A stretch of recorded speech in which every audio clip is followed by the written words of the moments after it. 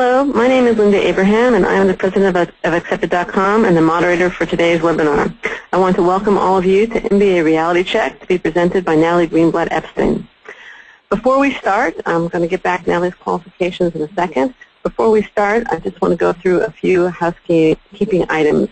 Natalie is going to ask several questions during the course of the presentation. We will either ask you to respond to a poll, which is fairly self-obvious when we present it, or to, quote-unquote, raise your hands and indicate agreement that way. Now, one person actually thought that raising your hand meant waving your hand in front of the monitor. That's not what we mean. There's a little hand on your dashboard, an icon. When we ask you to raise your hands, if you are in agreement, you could do so by clicking on that little hand with two icons underneath the horizontal orange arrow. It should be to the left and a little above the words audio mode. Please raise your hands now when you find it. You can just see if you guys got it. Yeah. Okay. Fantastic. It doesn't look like you are raising your hands in front of the monitor. It looks like you really do get it. So thank you very much.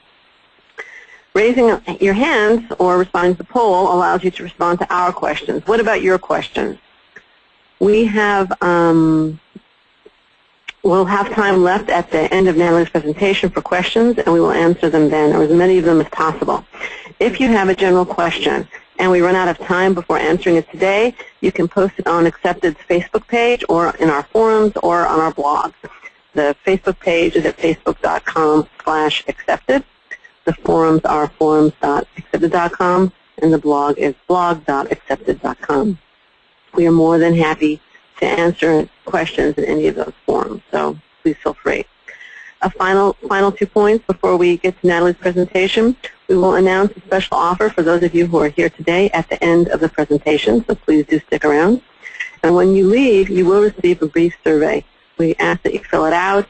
We value your feedback and do choose future webinar topics and blog post topics and all these kinds of things based on the feedback that we get from applicants during our webinars and Q&As. Finally, I want to introduce Natalie Greenblatt Epstein, who will present MBA Reality Check. Natalie has served as the B-School Admissions Director at the University of Michigan, at Cornell Johnson, and at Arizona State University. She's also been an admissions consultant for Accept.com for the last 4 years. Her clients have been absolutely thrilled at her advice, her editing, and her dedication.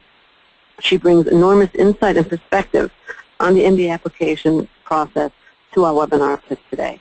Without further ado, Natalie Greenblatt Epstein and MBA Reality Check.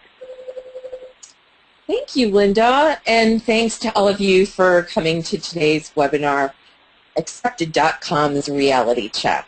I'm delighted to be here today to share my expertise with you.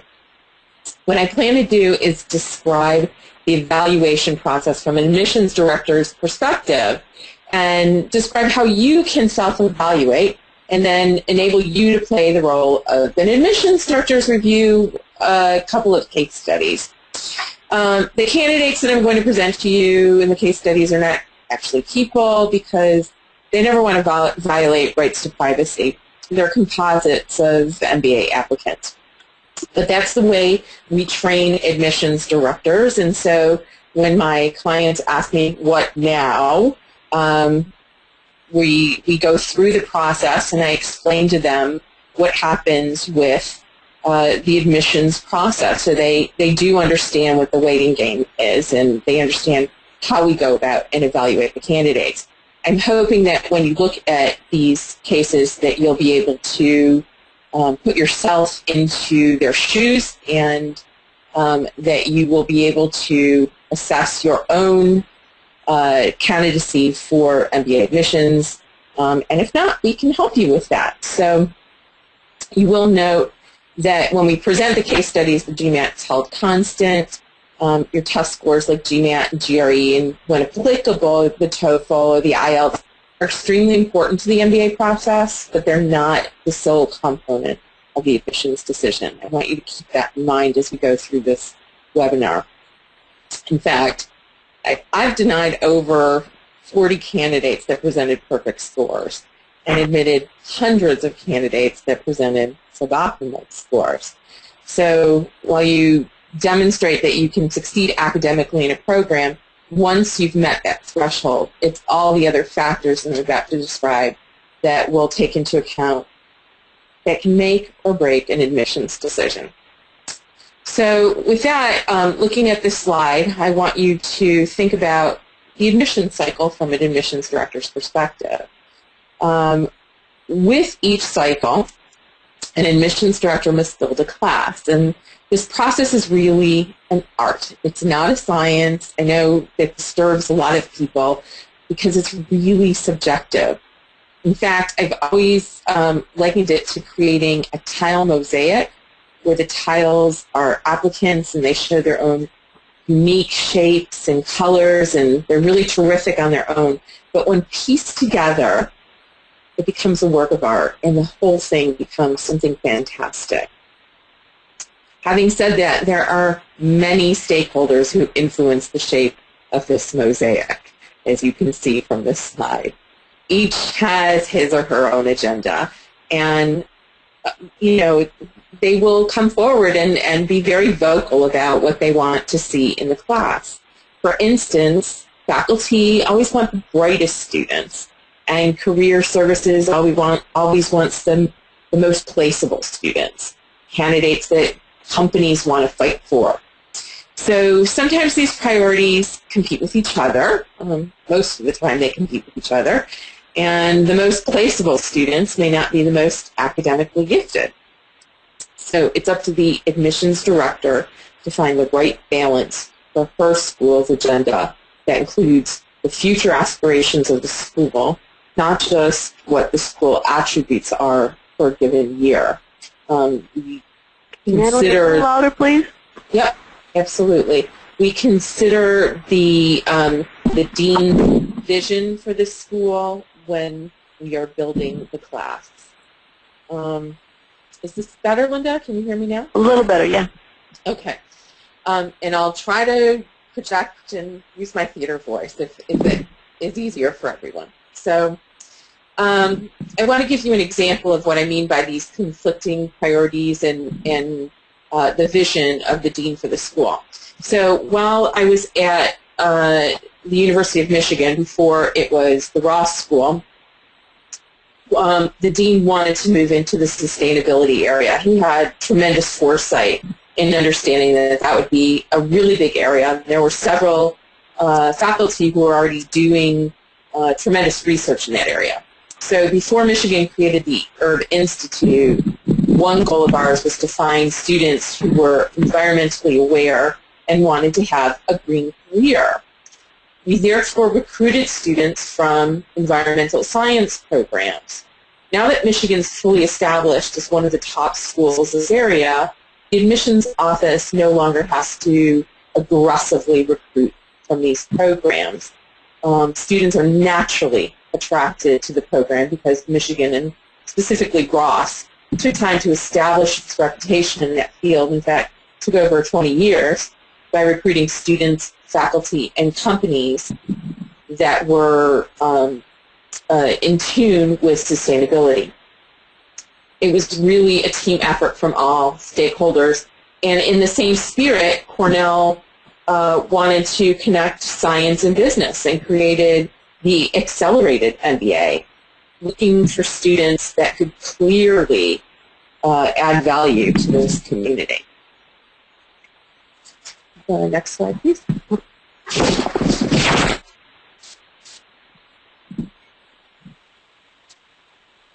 Natalie, you there? Yep, I'm here. Okay. So, can you hear me?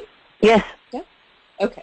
Since most of you don't plan to become admissions directors, it's also really important for you to look at each tile of the mosaic in its own right. When a school mentions fit, it's these components to which they're referring, and what we want to spend most of our time during this presentation in order for you to conduct your own self-assessment. Briefly, these components are academic indicators, leadership, goals, interpersonal skills, relationships, unique stories, talents, and qualities. So each micro factor is compared to all the other applicants. When the micro and the macro are optimized, it means an admissions offer for a candidate and an enrolled student for director. So macro plus micro equals accepted. Just curious, by show of hands, how many of you have looked at the profiles of the first and second year class for the schools to which you plan to apply? Okay, please raise your hands if you've looked at that. Oh, good group. Maybe another couple of seconds. 42% have looked at that. 46%. Good for you. Good audience. All right. Okay, so for the others, I definitely recommend that you do that. Can we switch to the next slide, please? Of course. Thank you. Okay, so you know, this is in fact the first thing you should do. The only item that may be misleading on these profiles is the middle 80% range for the GPA. As I said, you know, when we go through this process, we do look at academic indicators. And the GPA on its own is a number out of context. It doesn't describe the school you attended or the courses you took or the course loads you carried or the things you may have done outside of class. It doesn't describe the rigor of your program or the grading systems or grading systems outside of the 4.0 system, and yet many schools are trying to have you jam what might be a percentage system into a 4.0 system. It just doesn't work. There are, however, some schools that have GPA minimums, and if you are below that minimum, it is unlikely that the school will admit you. And regardless of what you've done to overcome those grades, it's still going to be a hurdle for you. I worked for one of those schools, one of the state schools, which I worked, had a 3.0 minimum, and we didn't take into account students that may have gone to the military academy, for instance, and majored in engineering. It was a battle that I had to fight because I thought those students were terrific and that their GPA didn't really show all the potential. Military academies, for the most part, don't inflate grades, and anybody that majored in engineering at a military academy typically could hold their own weight with students that were obtaining 3.8s and 4.0s from other majors and other schools. So you need to review the criteria carefully as you review the instructions for each school. And schools do like to see upward movement in your grades, but not at the cost of reducing the rigor of your program. In terms of GMAT, as Linda Abraham always says, go for the 800. You do say that. Sure. I agree. There are You'll get a lot closer to it if you aim for it. Yeah, absolutely. Reach for the stars. Having said that, there are a few applicants who actually achieve the perfect score, right, but you should always try to get the best score you can. Taking the test multiple times will not hurt you unless the test taking is excessive. And, you know, I have a couple of clients who I would call excessive test takers, but we explain that in their optional essay and why they took the test over and over again. Again, check the middle 80% range on the GMAT and pay particular attention to the quantitative portion of the GMAT. Most top schools like to see 80% or higher in your quant. Many schools are now also accepting the GRE in place of the GMAT. And if your verbal skills are very high, this may be a good option for you, as MBA programs don't need to count the GRE yet in their reporting to the media. If you have been educated outside the U.S. in a non-English speaking curriculum, and even sometimes in an English-speaking curriculum, really depends on the country, you'll also need to take the TOEFL or IELTS. Again, look for the middle 80% range and aim for the top half of that range. I mentioned the GMAT quant a little earlier. Business is quantitatively focused, and the curriculum is quantitatively focused. So a director will specifically look for quantitative experience in your academics or even with your work experience. So if you've had a non-quantitative background, you may want to be proactive and take a quantitative course or two prior to application. And while I don't typically endorse specific courses, I am going to give a shout out to MBA Math, which I recommend to a lot of my clients. I wish I had that available when I was a student, but it's great preparation for MBA programs, and I would be proactive rather than reactive. Take the course before you go to school. Another way to do this is to go onto the Khan Academy and there. I'm serious, Linda. No, they have great stuff. I know. I think it's terrific. I just, my son uses it for homework, and I think it's absolutely fantastic. But go onto the Khan Academy. You won't get a transcript like you would with MBA Math, but it'll prepare you for MBA studies, and I think explaining that in an optional essay is definitely advised. Okay.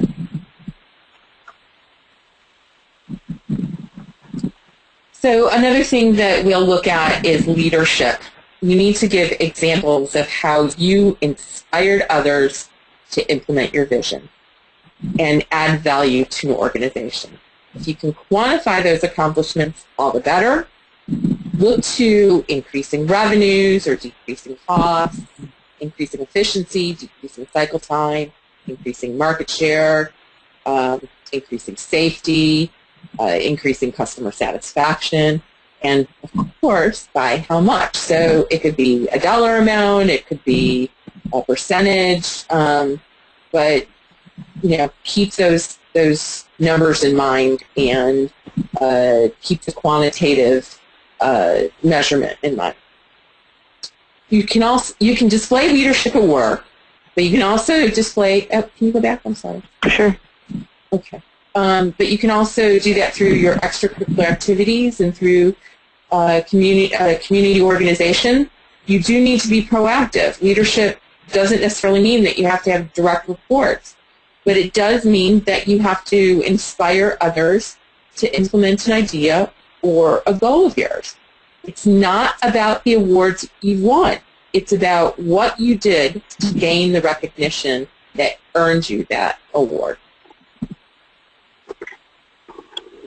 Now we can go to the next slide. Okay, so business also, one back, sorry. Yeah. Okay, so business also requires solid interpersonal skills. How do you come across in your correspondence with the schools, with your interaction with the schools? Have you done your research on their program, on their university? Do you know why you want to attend the school? What programs do they offer given your goals? And if you don't know what your goals are, you need to work on that to help determine your evoked set of schools. Have you shown an interest by visiting the school? I do have a client I have two clients actually, that went to visit schools that were in their evoked set this year and decided to drop those off the list because they figured they didn't fit into that particular school. And it saved them a lot of heartache and a lot of time and money because if they wound up getting admitted to that program and attended that program, they would be miserable. So definitely, visit the schools, attend their events, attend virtual events or social networking with the school. There's a lot of schools that have social networking on now. Perception is everything, and you want to brand yourself as someone who can contribute your unique qualities and characteristics to these programs. So next one. So for business schools, your goals are extremely louder, Natalie. important, as I mentioned. For business schools, your goals are extremely important. I mentioned that a little earlier. I know a lot of candidates who don't know exactly what they want to do, But those who do know what they want to do and plan to achieve those goals are candidates who gain admission. And while you may change your mind while you're in school, that's actually okay, but you need some direction. Just as you research the school, you need to research your goals, short-term and long-term. You need to be familiar with the industry and its jargon.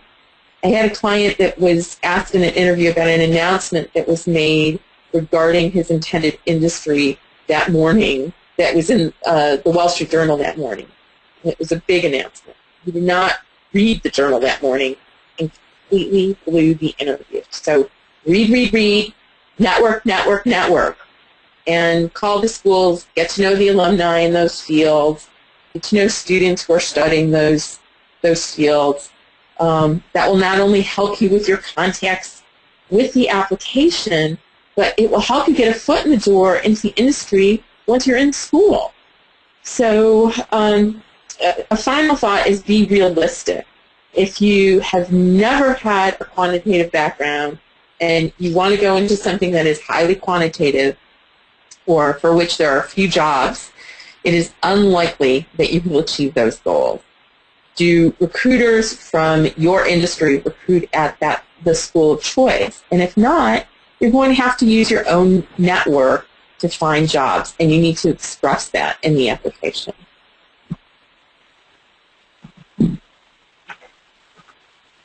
Okay. Most MBA programs are very relationship-oriented.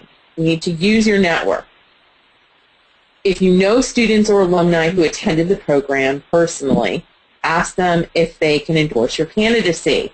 If you, and that does not mean a letter of recommendation. It just means, a quick note to an admissions director to say, I think Linda is an amazing candidate for the program.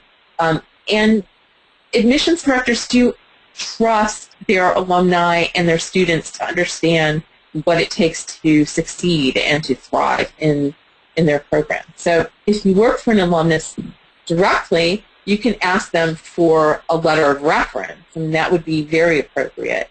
If you know no one, get to know people now. These are relationships that will give you more content for the why this school question in your application and in your interview.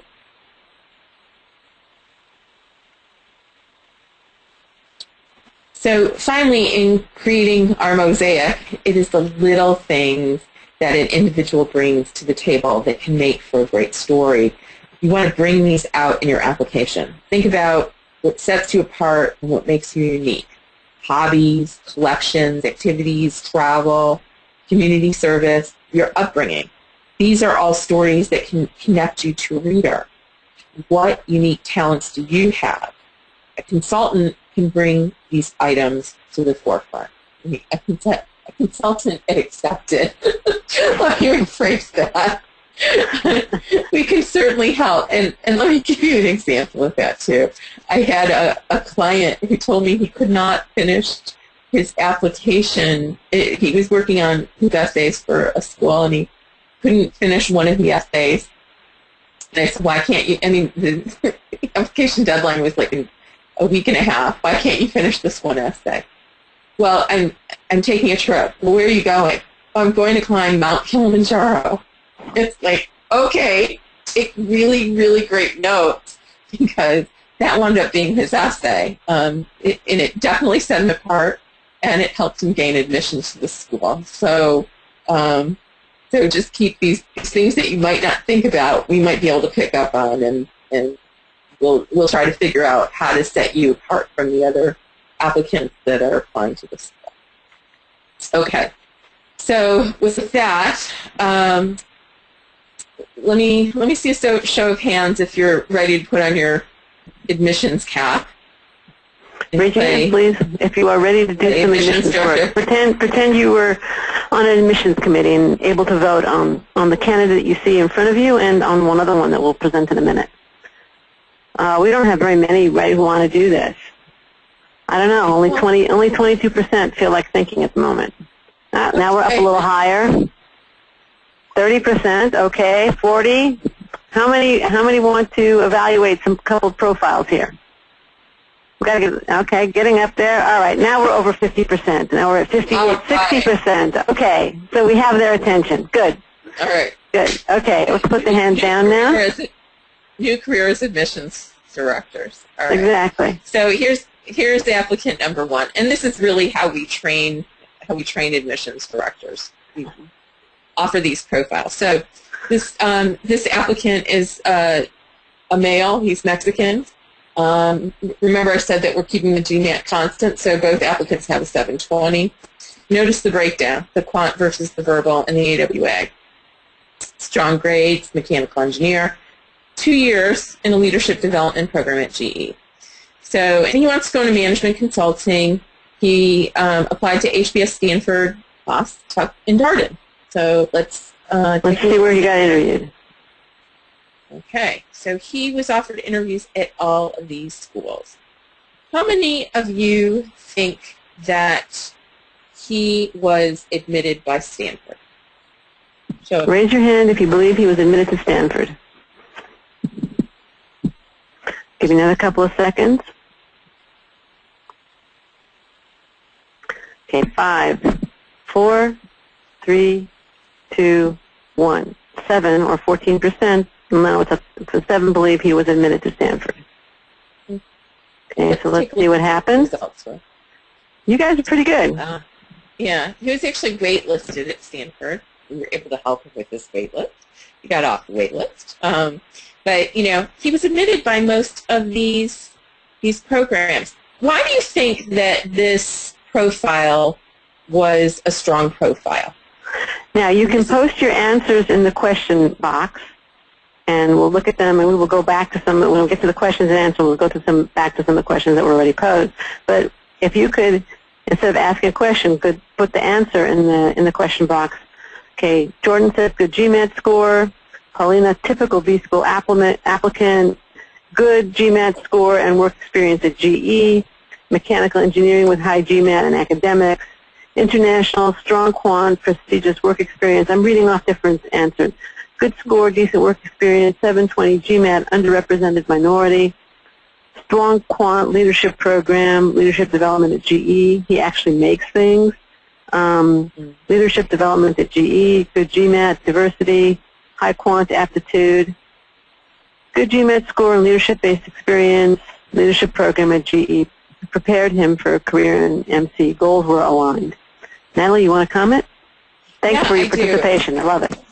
Yeah, and I have to say, I think one of my current clients is in here because we talk a lot about making things, and there has been a shift in dean mentality about making things. He's actually not an underrepresented minority because he's Mexican, a Mexican national, so he is an international student. But he does have solid work experience in a leadership development program that is really highly valued by the schools. And he would be an easy choice for consultancy. So those goals are aligned with the schools and with what he wants to do. You know, his interview went well, but compared to others in the school, and he didn't, you know, maybe he didn't stand out for HBS or Stanford, but certainly stood out for the other schools. One of the things to keep in mind is that he picked a set of schools that was appropriate for him.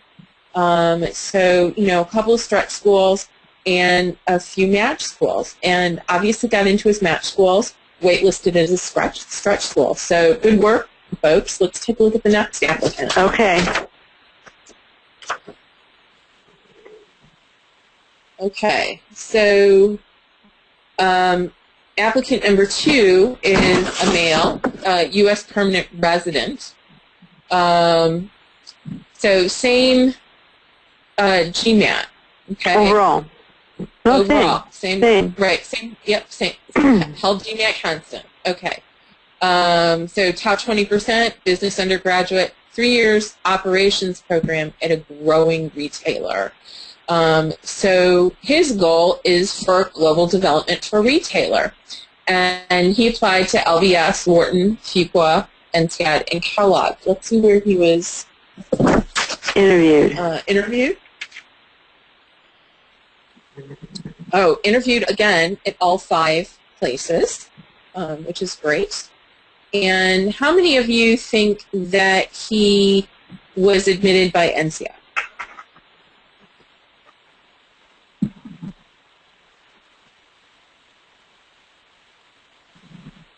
Okay, I'm going to count to 5, and then we'll close this. I'll count down from 5. 5, 4, 3, 2, 1. 44% believe that he was accepted at INSEAD. Okay, let's take a look. Good group. Accepted across the board. All right. And why do you NCAD. think he was, and why, yes, and NCAD. Why do you think that he was accepted to all 5 of the schools to which he applied? Okay, please again post your responses to the question window. Goals aligned with work history, goals aligned with background, experience aligns with future goals, solid candidate, well-aligned goal, GMAT in range, business undergrad, realistic goal, again, career goals aligned, top 20% of his class at a good university, NCAT wants multiple languages, global goals, and strong business background, good score, goals aligned, GMAT score, background, and goals aligned, not switching industries, overall strength, operations background, the programs are suitable for his goals. This is a good group. Yeah. So, let's see, good GMAT score and good academic history, also more experience than applicant 1. So, okay, I think for INSEAD international experience specifically. Actually, for all these programs are very internationally oriented. Yes. Yeah, they are. But again, his set of schools made sense given his goals. When Linda and I were talking about this applicant the other day, I said, you know, the one school I would have popped on his list is Columbia because they actually have a really strong retail program. So, so that's kind of the other key is, you know, are the goals again in line with what the candidate has to offer? And I think you did a great job of assessing this particular candidate. Okay. Okay. Okay. So, and I know we didn't have a candidate that wasn't successful because most of our candidates are successful. But the point is that you have to be realistic about what those goals are. Pick schools that you know, stretch. I always recommend 2 stretch schools, 2 match schools, and at least 1 safety school if you're looking at 5 schools.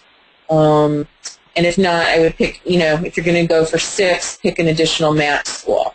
So do your research, be realistic and open-minded. If I have a lot of clients who come to me initially and say, I want to apply to Harvard, Stanford, and Wharton, and that's it.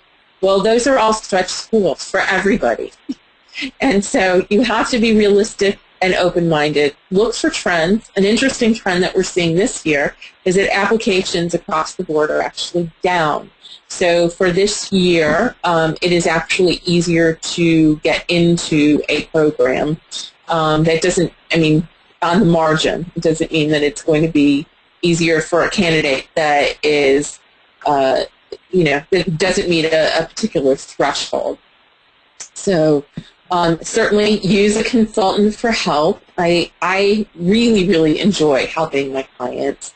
And, you know, they've said that it's, you know, helped them tremendously in trying to hone their experience. And those who are in school now stay in touch with me and, you know, love the schools that they're in. So we can help you with your profile evaluation. Linda, do you want to talk about our offer? Yes. Let me talk a little bit about the offer. As you see, you can get help with your profile evaluation. I think we've given you a lot of tools, but objectivity, it's pretty hard to be objective about oneself. That's just reality. It's another reality check. So you can both learn more about Accept.com services, and you can get your profile evaluation if you sign up for a free 15-minute consultation at info.accepted.com/realitycheck by November 20th. We will, Natalie will provide most of them. If Natalie isn't available, you'll probably work with one of our other very highly experienced and talented consultants who can also provide the consultation and work with you in the future if you so choose. But there is no obligation to the evaluation. I see somebody posed the question, can you do the 50-minute consultation via email instead of phone? Yes, you can, but you should realize that Skype is also an option. And if you can be hearing us via your computer speakers, presumably you can also have Skype. So that's really up to you. But yes, it could be via email. Somebody asking, can you do the consultation without a GMAT score? Yes, you can do the consultation without a GMAT score, but it probably will be predicated on a certain assumed GMAT score.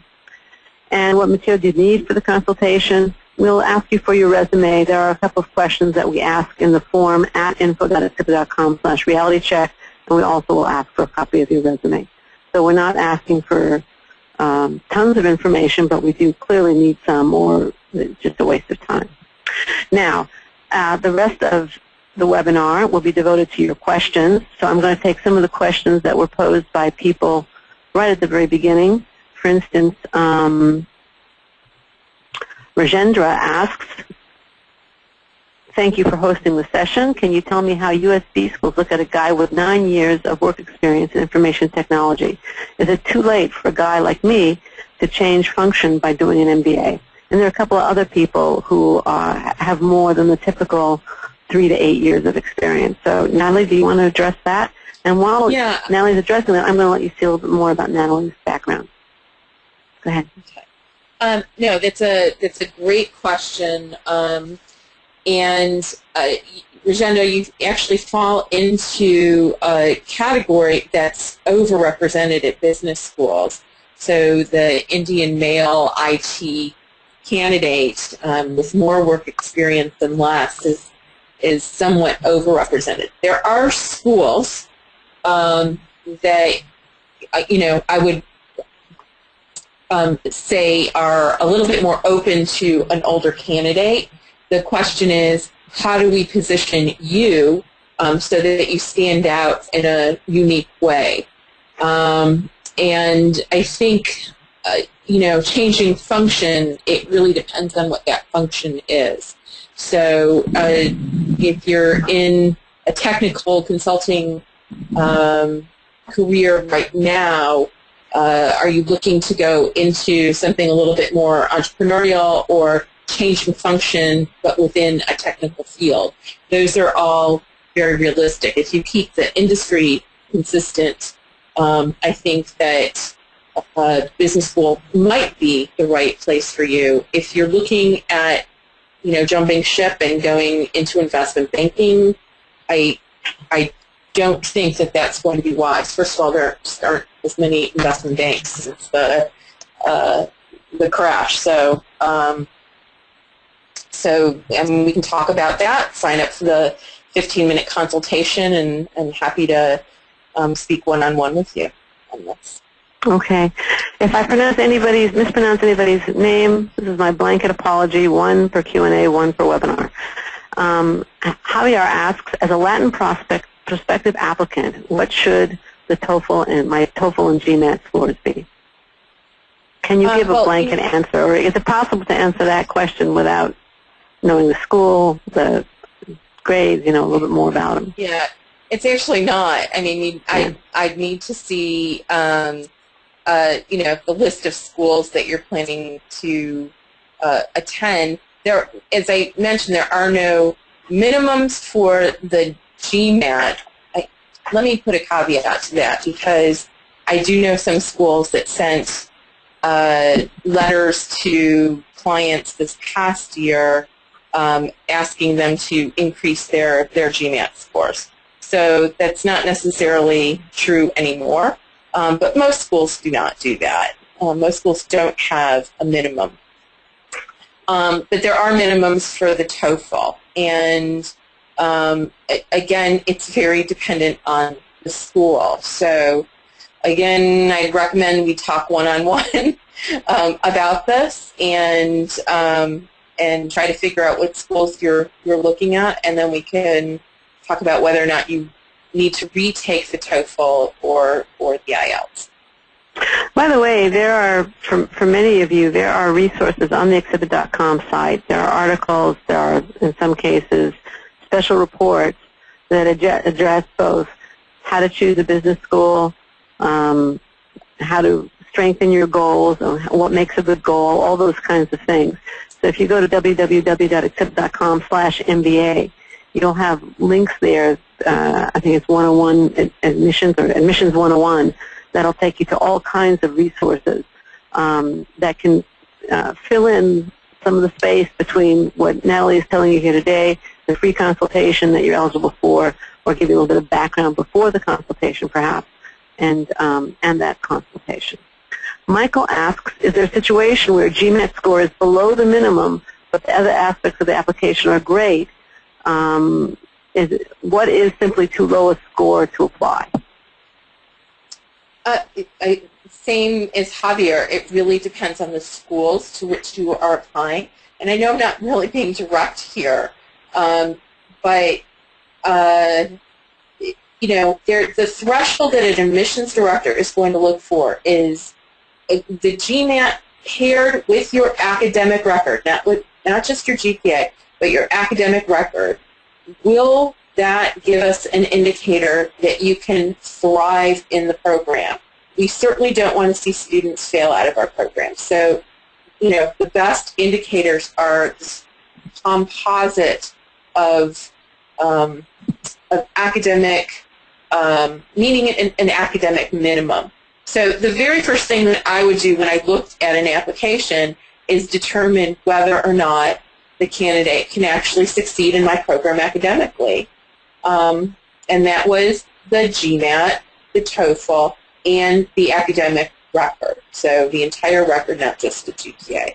So you can't really just single out the GMAT. I mean, certainly if you don't score above a 300, there's going to be an issue, because just by logging into the GMAT, you get 200 points. So, but you know, there's a school out there for everyone, so we need to figure out what that school is for you.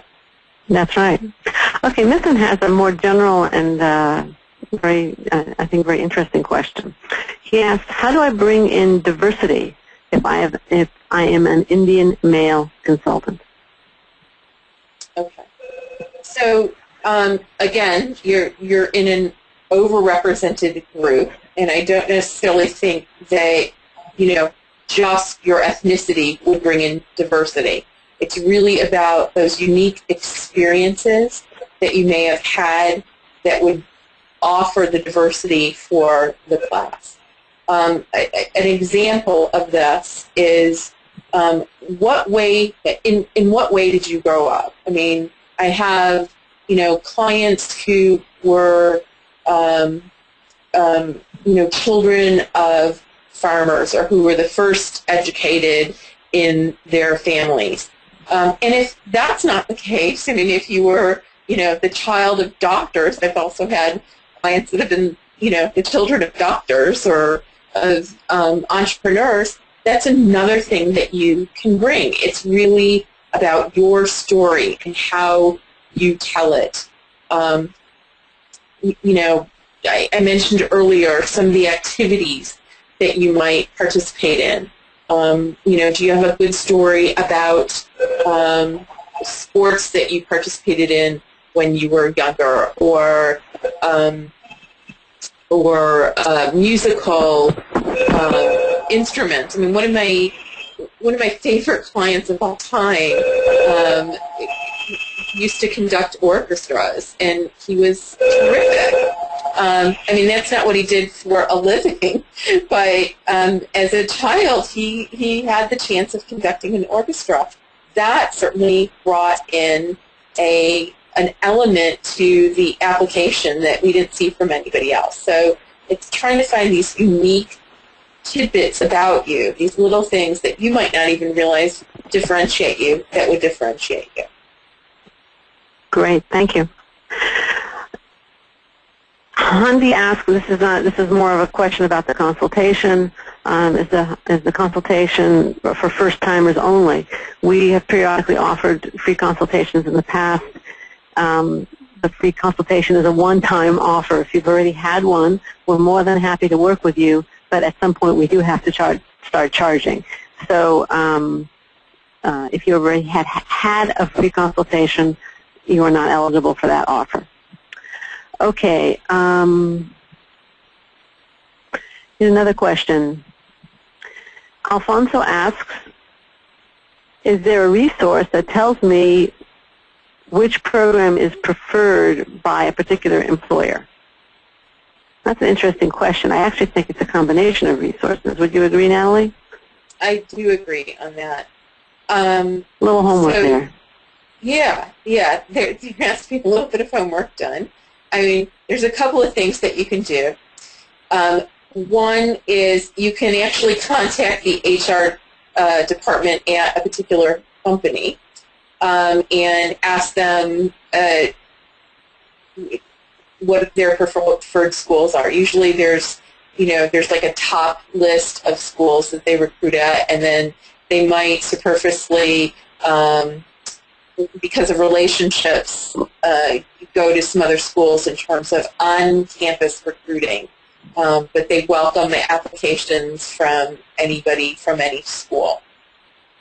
The second thing to do would be to contact the Career Services Department at the schools. Online, you should be able to get a list of employers, but I have to tell you that that's often misleading because the employers that they list are not necessarily those that recruited on campus, but rather those that hired the student. So a student may have gotten the job on his or her own, and they will list that employer as on the list of schools that hired students for an MBA. So, or for an MBA position, sorry. So, just be careful about the lists. You can certainly talk to one of the directors or associate directors and find out whether or not that company comes on campus to recruit. And the other thing is most of the calendars are actually open, so you can see who's recruiting at a particular school on a particular day or who's presenting. Okay. Poets and Quants also had an article, I believe it was last winter sometime, which actually gave numbers, not for all top schools, but for maybe 6 to 8 of the top schools in terms of how many graduates were hired for specific companies. And that would give you, I think, a very good idea if you're interested in those particular schools. So it wasn't all-encompassing, but it looked like very good data if that was the information you were looking for. And Linda, just to put a caveat around that too, again, some of those students obtain the jobs on their own. The way that Career Services offices have to report for the CSC, which is then the information that goes out to the media, is that they report who accepted a job from a particular company. So if you got the job on your own, that's reported in those numbers. That doesn't necessarily mean that that company is recruiting on campus. Right. But if you had, 5 or more grads going to a particular company from a particular school, then I think it's pretty safe to assume that that company recruits on campus, wouldn't it be? Or there's an alum, or they do company visits. Right. A lot of schools on the East Coast, for instance, will do a West Coast trek. Right.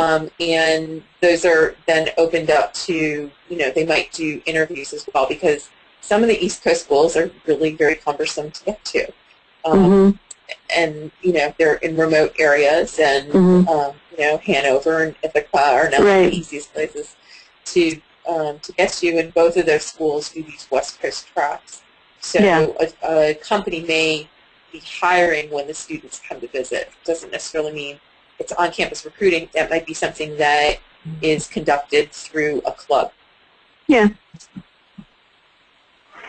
Okay. So let's see the next question. Vivek asks, what are your thoughts on candidates who have been laid off recently? Everybody's had that experience. So not everybody in the world, but I'm just saying that all admissions directors have seen, you know, hundreds of applicants, thousands of applicants who've been laid off. And certainly, you know, with the economy the way it is, there's easy explanations for that. I'm hoping that you're using the time with your layoff productively, not just studying for the GMAT. There are certain things, and looking for another job, there are certain things that you could be doing, like volunteering your talents to a not-for-profit, where you can talk about that in your application to say, you know, this is how I use the time once I was laid off. But it's not anything that's gonna kill you. I mean, a layoff is very different than being fired for incompetency. A layoff is, you know, a company that's downsizing, and that's definitely, you know, something we see a lot of. So I wouldn't be overly concerned. Just use your time productively. Okay, great. Paulina asks, do schools place less importance on lack of quantitative background if your future goals lie in nonprofit or CSR? That's a great question. You still have to get through the curriculum, and the curriculum, particularly in the first year, is highly quantitative. So while they may place less emphasis on your quantitative background, you still have to meet a certain minimum requirement in order to get through all those quantitative courses, like microeconomics and statistics and finance and accounting. So you know, it's part of being in business, and you know, quite possibly, if you're not going to be able to perform well in a business school, you can still get through to a CSR kind of position with an MBA, with a master's in public administration. Great. Handy asks, my goal is more unique, short-term to help out with family business. Will this be more difficult to position? Considering, as Natalie mentioned, the career services might not prefer such a profile, and that my past experience would not link as much to my goal as much as the two applicants shown in the example. I think you actually have 2 or 3 questions in this one. Oh, no, I love family business. Are you kidding me? Okay. This is really good. Actually, you become less of an issue for career services. They don't have to worry about you. So you're already employed upon graduating. You go into their numbers immediately, and that's actually a very sought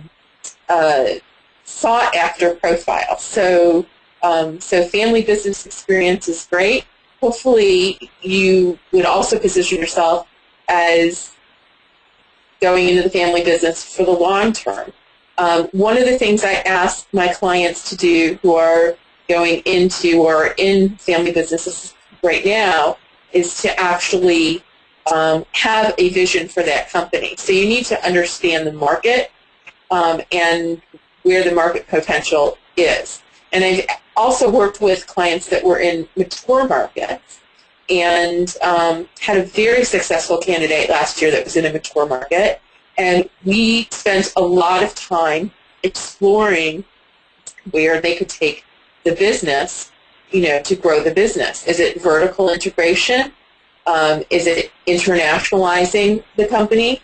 And he came up with this amazing story, and then from there created a business plan for his father.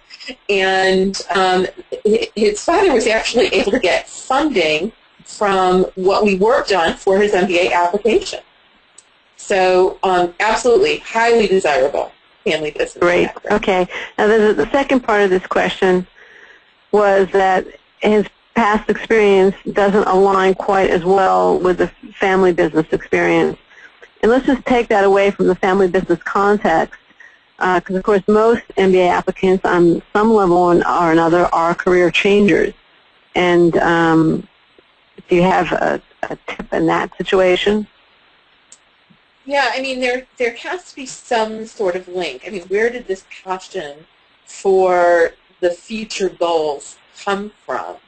And so there needs to be some sort of link from your background to where you're going forward. I think earlier on, Vivek had asked a question about a similar thing, and you need to be able to match what you're doing, either industry-wide or somewhat within the same functional area, to where you're going, or it needs to be in your background some other way, through volunteer work, interest, passion. I mean, you need to show a link.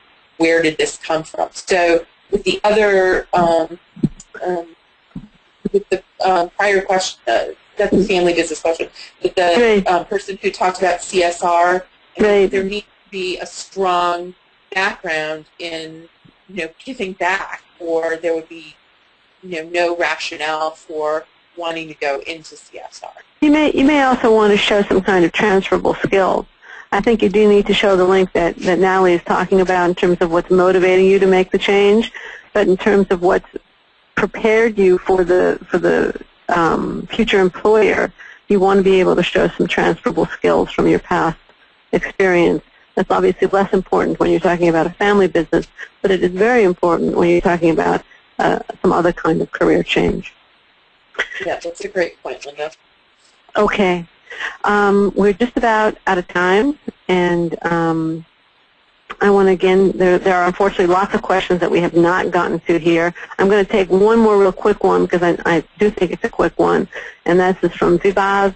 Vibhav is a background in engineering and 80% in GMAT quant, sufficient for the quant skills required in a top MBA.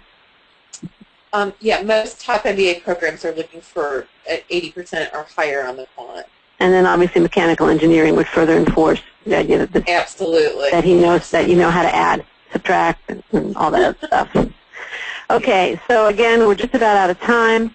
I want to encourage you to take advantage of the free 15-minute consultation with Natalie or possibly with other Exit.com consultants. Please, if you're interested, we're more than happy to work with you one-on-one. If you have general questions, you are welcome to post them either on our Facebook wall, facebook.com/accepted, on our forum, forums.accepted.com, or on our blog, blog.accepted.com. And if you want to take advantage of the consultation offer, we're more than happy to provide it. Just please sign up by November 20th, info.accepted.com/realitycheck. Thank you very much for joining us, all of you. Thank you for your participation, and a big, big, big thanks to Natalie for sharing her insight and expertise today. Have a really good day, and good luck with your applications.